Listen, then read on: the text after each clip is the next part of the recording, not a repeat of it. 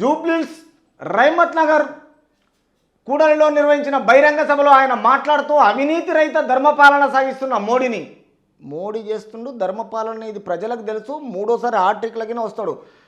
Parliament సభ్యుల్లో 545కు ఈరోజు నేను ఇస్తున్న సంఖ్య 305 కంటే ఒక్క సీటుకి ఎక్కువ రాదు, కానీ వస్తాడు ఖచ్చితంగా. తెలంగాణలో అధికార పార్టీ చేసుకున్న కాంగ్రెస్ పార్టీ ఎలా అధికారంలోకి వచ్చిందో మూడోసారిగా భారతీయ జనతా పార్టీ సెంట్రల్లో పార్లమెంట్లో తప్పకుండా ఉంటుంది, నువ్వు అన్నా అనుకున్నా. కానీ సౌత్లో ఇక్కడ ఉన్న సిచ్యువేషన్లో మనకున్న పార్లమెంటు సంఖ్యలో ఉన్న ఎంపీ సీట్లు 17, ఆ 17లో మీకు వచ్చే సీట్లు 2-3 కంటే ఎక్కువ రావని ఖచ్చితంగా మన 9 టీవీ తరపున నేను చెప్పడం జరిగింది. ఇది ప్రజల నిర్ణయంతో ఆలోచన పరంగా చెప్పడం జరిగింది. కాబట్టి ఈ విషయంలో మీరు ఎంత తిరిగినా ఎవరిని మోసం చేయాలన్నా మోదీ మాత్రం మూడోసారి రావడం ఖాయం. అది భాజపా రాష్ట్ర ఉపాధ్యక్షుడు చింతల రామచంద్రరెడ్డి మాట్లాడుతూ అభివృద్ధి పనులు సంక్షేమ కార్యక్రమాల అమలుకు 9 లక్షల కోట్లను తెలంగాణ రాష్ట్రానికి మంజూరు చేయించిన ఘనత కేంద్ర మంత్రి కిషన్ రెడ్డిది దక్కుతుందన్నారు. మరి గత ప్రభుత్వం ఉన్నప్పుడు కిషన్ రెడ్డికి ఒక్కసారి అన్నారా? తీసి తినేసిన ఎంగిలిస్తారాకుని తీసేసినట్టు వేసిరు ఈ కిషన్ రెడ్డిని. అధికార పార్టీ వాళ్ళది ఉన్నది కాబట్టి ఇప్పటికైనా ఒకసారన్నా సిగ్గుశరం ఉండాలి. గత ప్రభుత్వము ఇన్నిసార్లు నిన్ను వచ్చి అన్నా కానీ నువ్వు ఒకసారి ఆన్సర్ చేయలే, ఒక ధర్నాలు చేయలే, ఒక తిరగలే. అనవసరంగా బండి సంజయ్ను ఈటల రాజేందర్ బలి చేసిన ఘనత నీకే దక్కింది. తర్వాత తెలంగాణ రాష్ట్రానికి మంజూరు చేయించిన ఈ 123 పథకాలను అమలు చేస్తుందని వెల్లడించారు.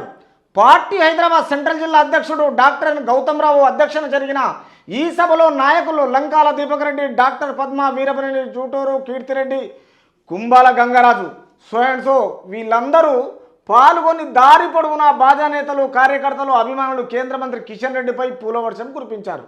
పూలవర్షం కురిపిస్తారు, తర్వాత ఘనత ఆయనకే అనిగిస్తారు. కష్టపడ్డానికి ఏముండదాడా? బండి సంజయ్కి 3-4 సంవత్సరాలు కష్టపడి ఊపందుకొని దాన్ని బలోపేతం చేసి యూత్కు మొత్తం ఆయన ప్రత్యేకంగా భార్య పిల్లలను వదిలి జైలుకు పోయి తిరిగి వచ్చిన తర్వాతకినా ఆయన డెవలప్ చేసింది ఆయనకు వద్దు పేరు. ఈయనకు వచ్చి 3 నెలలు కాలేదు, ఈయనకు ఆ పేరు పూలవర్షం కురిపిస్తారు. కొంచెమన్నా సిగ్గుశరం ఉండాలి మాట్లాడడానికి భారతీయ జనతా పార్టీకి. ఎందుకంటే కేసీఆర్కు కొవ్వట్టు కాబట్టి కలిసి ఈరోజు ఆయన బడ్జెట్ ఆయనది, ఈయన బడ్జెట్ ఇది, ఇద్దరు మిత్రపక్షం ఈరోజు. ఎందుకంటే కాంగ్రెస్ను అధికారంలోకి దించాలి, తర్వాత 2 కలవాలి, మళ్ళీ అవిశ్వాస తీర్మానం తేవాలి. తర్వాత ఈ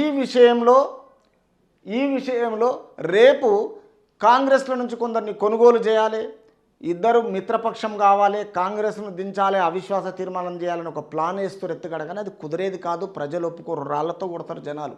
ఎందుకంటే 5 సంవత్సరాలు అధికారం ఇచ్చారు, 325 ఇంటూ 10 సంవత్సరాలు బీఆర్ఎస్ పార్టీ కొనసాగింది రాష్ట్రంలో.